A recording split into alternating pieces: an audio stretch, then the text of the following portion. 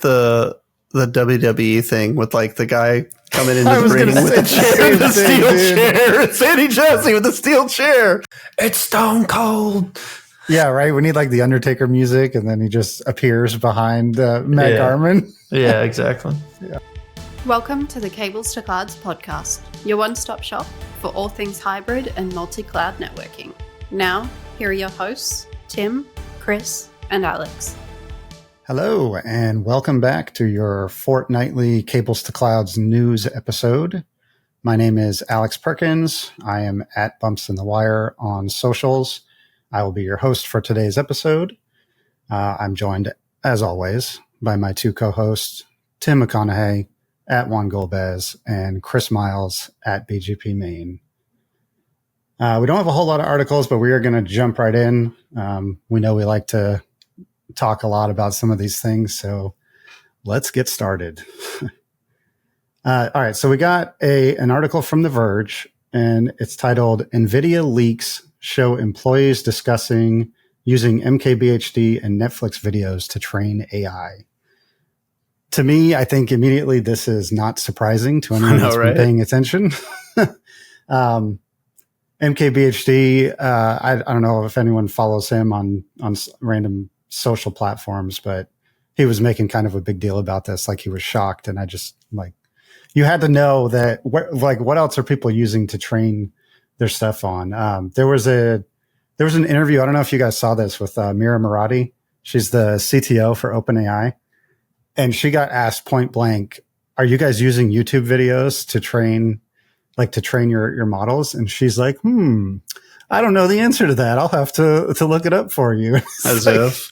Of course you guys are. Like, don't try to hide it. So anything publicly available, anything and everything, right? Exactly. And now with all the licensing terms have probably been updated to say that your data is freely available for this as well. So what do you guys think here? Any surprises? Any points you want to bring up? I think the big thing is that this is not a surprise to anyone. The only thing that's surprising about this is that it's public and people have seen it now, even though, because everybody knew. And how long have we been talking about this, about the privacy concerns, about the copyright concerns of, just these corporations that are in a mad dash to be first to market with the products, training on anything and everything they can get their hands on. And there's no privacy, no ethics concerns. So this is literally not surprising at all. I think maybe it's surprising that this was direct. I think it was direct Slack messages that were leaked within NVIDIA. So I think maybe the only thing surprising is where it's coming from and how it was. If there's a leak at all, blatantly. Yeah. But to me, that's the only thing surprising. I think surely based on the numbers, because what I think they said 80 years worth of video content a day is being downloaded or something like that.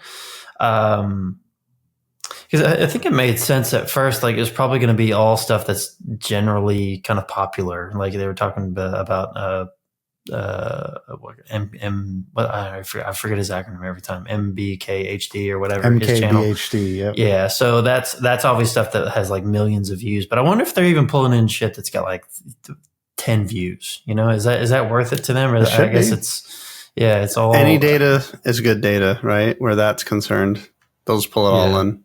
Yeah. So maybe pulling in some nice Alex Jones content. I'm sure we're in there. Yeah, we might. Hey, dude, we're training models, baby. They're gonna release Chat GPT or Video GPT to replace us with cloud news, AI cloud news any minute. Yeah. I just realized we didn't put this in the news at all, but the might be a good spot to talk about it. Actually, the Search GPT announcement from OpenAI, because that's that. I think that's going to be the first thing that really is going to probably scare Google to death. And Microsoft. We did talk about this though, did we not? We did. Was it 2 weeks ago? Yeah. We brought it up in the last episode, but we didn't really go. We didn't dig in on it, but yeah, I do remember talking a little bit about this. To be fair, they did this thing where they announced it and you can't play with it. So that pretty much means it probably doesn't exist yet. It's just they've done all the, the UX design and there's nothing concrete yet. But it'd be interesting to see where that goes. Yep. All right. Let's go to the next one. I think this is from Forbes. So you may or may not have a paywall for this article, but it's called What AI Means for Networking Infrastructure in 2024. This one actually, I think I saw this, John Capobianco shared this out on Twitter. And he had a quote from the article basically summing up what this is about. And really, the title does not really do the article justice for what it's actually about. It's actually about separating networking into two different domains as it relates to AI, as in there's how networking infrastructure is set up for AI workloads. And then there's using AI to kind of automate and set up network infrastructure in the first place. And the article is really just kind of talking about those two differences. And then it lists some of not all of them, but some of the well-known players in the spaces here. It's a good article. It's not super long, so I would definitely check this one out. What do you guys think?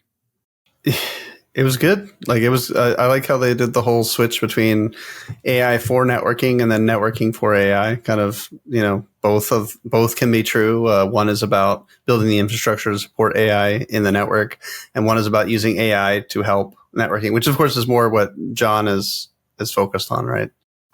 Yeah, his new company, that Selector AI. That's exactly what they do. Is they use AI and try to make LLMs, I guess, for your network. All right. So next up, we have kind of not so much a news article, but instead an update from a newsletter. So if you guys are familiar with Forrest Brazeal, which I think I was saying his last name right. If you've been in cloud for any bit of time, you're probably familiar with Forrest's work. He did the Cloud Resume Challenge years ago. He's been pretty prominent cloud influencer, I would say. He worked at Cloud Guru, Google, and now has started an influencer consulting company, which before the show we termed that maybe an insulting company, but we don't want that to catch on. Influencer consulting, which is the company that he has started with Emily Freeman, and we very much like both these individuals, so we don't want to say it's an insulting company, but it was just funny. It was me. I've tripped on my words there, and I was like insulting. I was like, oh crap, that actually works, but. But yeah, we actually have an article here, or I'll say an update from his newsletter about the end of everything cloud. So he kind of dives into the fact that AWS, which I believe we briefly mentioned this maybe last time we talked, that they've discontinued their CodeCommit service. And it was weird the way they did it. It wasn't really on any of the news updates. It was on just an update for how to migrate your CodeCommit repositories over to another one. And there was that was the update. That was the update, but there was a tiny little blurb at the top that said, we've decided to discontinue this service for new users. So existing users will see no impact. They'll still have, maintain support. And they even mentioned that they're going to continue to scale security and availability for it. But there will be no new added features. So I think that kind of sparked this think piece here from him about the end of everything cloud. And it was talking about specifically, AWS introducing these so-and-so half-baked services into the market and then not giving them the care and feed that they want. And now they're getting the axe. And these are typically your category 2 services. So category 1 are kind of the table stakes stuff like EC2, S3. Rarely do we see something get affected in that realm. So it's all these other things. Like, I think the full list is actually, they discontinued, what was it? CodeCommit, Cloud9, which was their IDE based in the cloud. I think maybe like Cloud Search. I think it was which I think they've been pushing OpenSearch instead of that for quite a while. So that one wasn't surprising. But it did kind of, I think he kind of had this very interesting take on, where this leaves you about where you can trust AWS on the services they're introducing, right?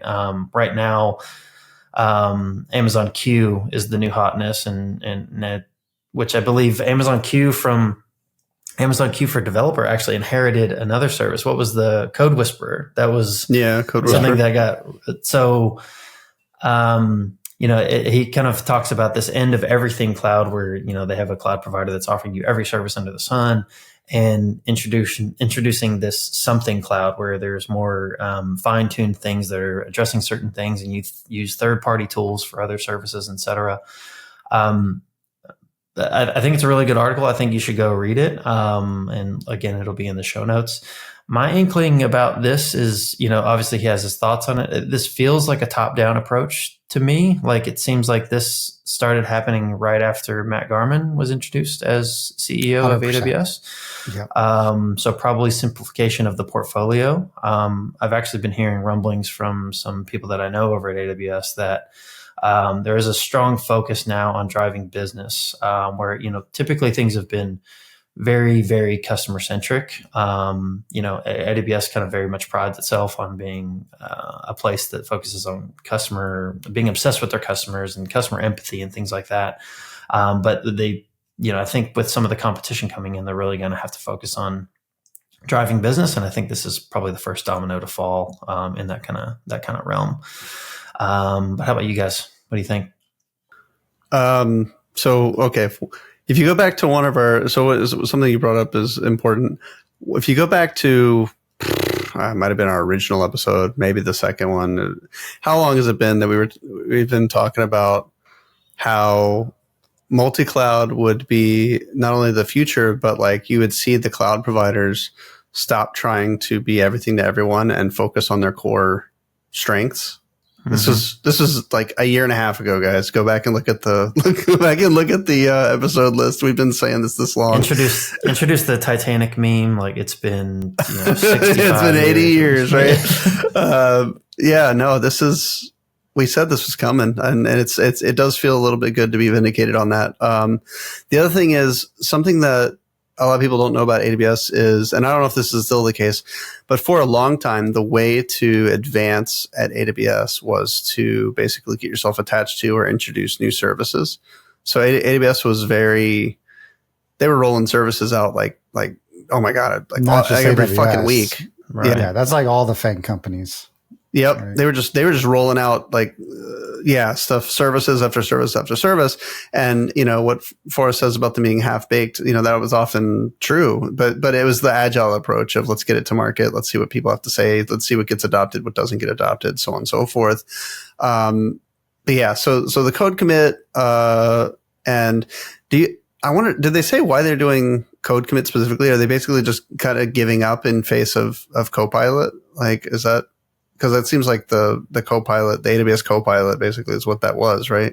Code commit, or was that a different thing? No, this was a Git provider. Oh, this is the repository thing. Yeah, right. Yeah. Okay, sorry. No, you're talking, I think it's Code Whisperer. But you're right. Q.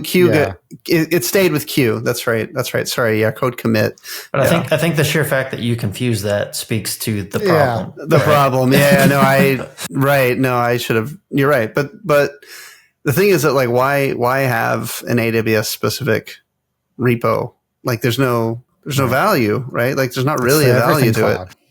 It. Yeah, and honestly, I feel that way about CloudFormation and most of the AWS and most of the cloud specific infrastructure as code tools as well. Yeah, abstraction tools. So, okay, I don't have a whole lot to add to this. More just, I like that he calls out. I don't think you have to worry that they're turning into Google, where they just kill products every week, and there's a whole Twitter account just called "Killed by Google." They're now there's going to be one killed by AWS, but I think kind of in the middle of what you guys said, like, Tim, this is good that they're doing this now. I think a lot of this, as Chris was saying, there might have been some leadership decisions here. They're doing it before they turn into Google, so. They're kind of they were on that path, and now I think it's good to just see them kind of course correcting a little bit now that Someone else is in charge, being Matt Garman. So, but that's really all I got to say. Yeah. By the way, I did revisit killedbygoogle.com. If you've never seen this website, I visit it quite often. But did just quick look at it to see what's changed. Total on Killed by Google, total services, apps, hardware, etc., 296 items, which is crazy. It's insane. I can't think. I don't have 296 ideas in my head. Man. I know, dude.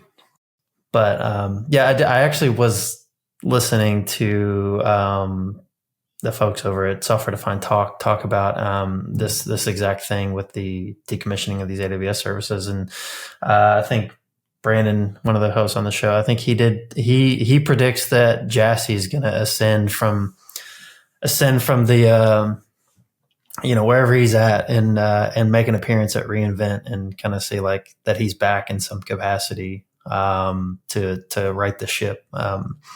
I don't know if I necessarily agree, but that would be super cool to see, I think, just because of the things that he built over that long. But I don't know. What do you guys think? I get the WWE thing with like the guy coming in the ring with the chair, the steel chair. It's Sandy Jassy with the steel chair. It's Stone Cold. Yeah, right. We need like the Undertaker music, and then he just appears behind Matt Garman. Yeah, exactly. If they do it, it's going to be because they're trying to help, like, show the street that something like they're doing some serious shit. Like, so much of this stuff is performative at the end of the day, really, for the street. Sadly is. Yep. 100%. All right. Okay. So speaking of performative things, so our next article is from Cloud Computing News, and it is a follow-on to. Actually, I don't think we actually covered this originally, but so Nokia sued Amazon for their streaming service, for like the video streaming, saying that they were. I don't remember if that was a monopoly. I'll actually have to go find the original article, and we'll get it. They were using their technology. They were using their technology to do Prime Video. That's what it was. That's right. And so now Amazon's answer is to countersue Nokia, saying that Nokia is using proprietary cloud technologies that were pioneered by Amazon to do its delivery. Like, it specifically says in the article, patent infringement on things like virtualization and cloud computing. So, I mean, I can't imagine this one's going to be easy to prove. Like, how I haven't read any patents by Amazon or AWS rather, but there can't be anything so broad as like cloud computing or virtualization, or else VMware would have had that shit, 20 years ago. Like, so I'm very curious to see where this one's going to go.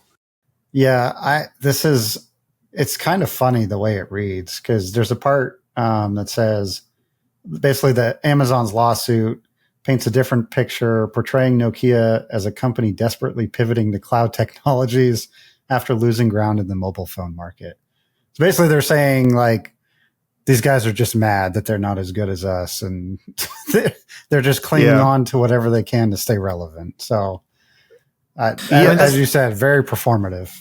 Yeah. I mean, that's the thing though. It's like, if these were smaller companies, this kind of shit wouldn't happen like this, right? When you have that much disposable income, especially with this, it's like, you might as well throw it at the wall and see what sticks, right? Get a settlement. They have the money and the legal teams to do this forever. So. Right. Yeah. They'll just volley this back and forth I mean, look at the Cisco and Arista thing. How long did that last? And that one, I would say you argue you had a better case in that scenario, but even things like that seem so clear cut even took it was years. It was years, and I don't think, honestly, at the end of it, I think Arista still came out on top, even though they lost the lawsuit, right? Yep. They paid a shitty fine, and they kept using the technology that they kept using that technology. So this, I wonder. First of all, like you said, it's going to take years and years before anything even happens on this lawsuit, assuming it stays that long and they don't both just like give up and cancel or whatever. But it's so broad. Like it's broad. I can't remember the term, but isn't there a term for something that's been patented, but it's so like general use ubiquitous technology? Yeah.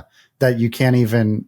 It's like they almost null the patent. Like there's a term for it, but I can't remember it right now. Yeah, I know what you're talking about. But yeah, I don't know what the term is. But yeah, something so patenting ubiquitous. Video streaming technology that's used by probably everyone just seems like it might. I could see it falling under something like that. But I'm not a legal expert, and I have no idea the ins and outs of this. Or like a range of cloud computing technologies, including virtual networking infrastructure. Like, okay. Exactly. That's very vague. Yeah. So yeah, this one seems like super frivolous. They both, I don't know. I can't say if Nokia's is or not, but like, because I don't know what Prime Video is delivered, like what technology is used to deliver Prime Video that's, I guess, different, or that Nokia specifically says. I'll have to go back to the original article to find that out. But this countersuit really is more like a middle finger than anything, because I don't see it really going anywhere. Okay. And last on the list for today, we got a article from datacenterdynamics.com. And this is a kind of a roundup of how much money is being spent jockeyed around in the cloud space. And it says here, enterprise spending on cloud computing, this is enterprise spending specifically, reaches $79 billion for Q2 2024. Now that's Q2. That's a quarter of a year. We're not talking about the whole year here. This research, Synergy Research did this. I don't know if it was a poll or how they figured it out, but yeah. So this is AWS, GCP, Azure, and even Oracle shows up in this one, along with one more that's kind of a surprise. So this is actually up 22% from the same year over year. Now, same quarter last year. This is up 22%, or an extra $14 billion of spending. That's a small acquisition these days, right? I mean, of course, Amazon, Azure, and GCP led the pack with that. So Amazon still has the market share of about 32%, according to this. Microsoft's at 23%. I'm pretty sure that's grown. Google still says 12% for the quarter of the spending of the 79 billion is what we're talking about here. So GCP still a distant third on, at least on the cloud spending. I know that they're taking a lot of effort, a lot of things that they're doing to try to close the gap on that. But yeah, that's a crazy number. So yeah. And then they go on to say things like, the US dollar strengthening has helped with that a little bit, and so on and so forth. One thing that was weird in here was talking about Salesforce, which we all were scratching our heads. What does Salesforce have to do with this? So it specifically says that Oracle saw notable growth and is now tied with Salesforce as the 5th largest cloud provider. So show of hands if you knew that Salesforce was a cloud provider. For the people that are listening, none of our hands are up. Yeah. That one, honestly, that was the strangest part of this entire article. I think it derailed every other thing we wanted to talk about when we were looking at this earlier. But no, those numbers, absolutely insane, right? One quarter, we're talking about just enterprise spending. Remember, this is enterprise, $79 billion. And that's not a specific technology. That's across like all the cloud technologies. Yeah, so my inkling or my suspicion here is that they're including SaaS specifically as a cloud provider just because it runs on a cloud environment, which kind of makes sense. Because if you think about it, like probably who's winning in that scenario are Google, Microsoft, Netflix, I would say. But they're not going to be targeted enterprise. So probably next up in the equation, maybe someone like Salesforce. So that's the cloud provider. Yeah, there you go. Yeah. If this was consumer, then yeah, they'd probably be way up in Apple and shit like that, right? So, but I think that's the thing is, since they're not in play here, I mean, I don't know, but that's like, are we counting anything SaaS as cloud now? Because that's like, this stuff is getting so, like, the lines are so blurred on this shit now. Well, Salesforce as a cloud provider, that's the part that really has me scratching my head, because what are they providing besides outside of Salesforce? Like, if you provide Salesforce as a service, that's just a SaaS application. That's not which a runs cloud on AWS. Right, which runs on AWS. That's a cloud provider. But that's the thing. Hold on. But don't they pay their infrastructure costs to AWS? Right. Exactly. So that would be counted. Isn't that contributing to AWS's money? Yeah, right. Yeah. I don't get it. I kind of want to go Google around now and try to figure out why, like, who it is that believes Salesforce is a cloud provider. And if we got it wrong, what service is Salesforce allowing customers to do that isn't Salesforce that, uses their hosting or their platform or whatever? So, right. Yeah. Anyway, I think the only other thing is it says this is the third consecutive quarter to see year-on-year growth of 20% or more. That's a lot, considering. It is insane. You know what? Maybe Slipsky was right. Maybe Slipsky was right. All that cloud costs focus, it's done. Oh yeah, everybody did their cloud optimization, and we're back to full send. Yeah, baby. Well, it'll come back once the AI hype finally dies down a little. I think AI has a lot to do with this number. Truthfully, a lot to do with it. Yeah. So, and I think the AI hype will come down. I'm not saying AI itself is trash, like it's not NFTs or anything, but I think a lot of money.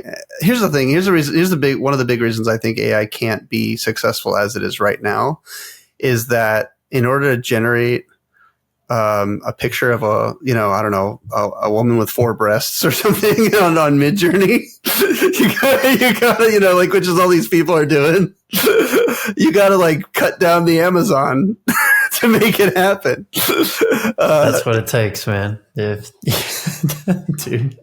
Yeah, but that's the thing, though, is, like, I wonder how much of this is spend from companies that are not AI focused. Right? Like I guarantee you look at some of these and there's probably, there's like a billion AI companies out there. They're probably contributing to a lot of the spend, right? Yeah. How much of AI enterprises for sure. Exactly. So how much of this is not them? Like, have we reached that inflection point where it's really, kind of profitable at this point, or is it still I kind don't of think so. sunk? I mean, because AI is a service. The service that's being provided is so basic. Like, what about that? What was it? The one we did with the AI personal assistant that the guy was wearing or whatever, and he was reviewing it and how terrible it was. Dude. That's actually typical, is my understanding of most of almost every AI product, whether it be physical or digital at the moment, right? So who's paying this for could have it? been an app. That is what MKBHD was saying. Like, with all these products, the bottom line is this could have just been an app. And I think that's why, honestly, I'm leaning more and more towards, like, open source is going to win. Like, places like Meta that are releasing these open models. Why are people going to continue to invest in giant, tens of billions of dollars every year for these companies that want to have these models when open source one can compete just as easily? Alex is so Zuckerberg pilled. It's crazy. Yeah, he really loves that new haircut. He's a cuck for Zuck. It's the glow up, man. Zuck's glow up, right? No, I'm just kidding. No, it does make sense, because I mean that. Unfortunately, that's the thing I would like to see win out. I think if we have the option, we're always going to choose open source, but we know open source doesn't drive revenue like anything else. So that's always the conundrum that we enter. So would that make it there? 100%. But, a girl can dream, I guess. We'll see. We have a guest on the pod. Yep. The cat came in, so that must mean it's time to start wrapping up. Zelda is saying hello. So yeah, probably time to wrap up. I think that's why she's here, to let me know that it's time to feed her or something. All right. Well, we are going to go ahead and wrap up. So thank you all for tuning in, whether you watched or listened. Please like, subscribe, share, hit all the notification buttons. But importantly, please share this around to anyone else that you think might be interested in what we talk about. And thanks for tuning in, and we will talk to you guys in another week. Hi, everyone. It's Alex, and this has been the Cables to Clouds podcast. Thanks for tuning in today. If you enjoyed our show, please subscribe to us in your favorite podcatcher, as well as subscribe and turn on notifications for our YouTube channel to be notified of all of our new episodes. Follow us on socials at Cables to Clouds. You can also visit our website for all of the show notes at cablestoclouds.com. Thanks again for listening, and see you next time.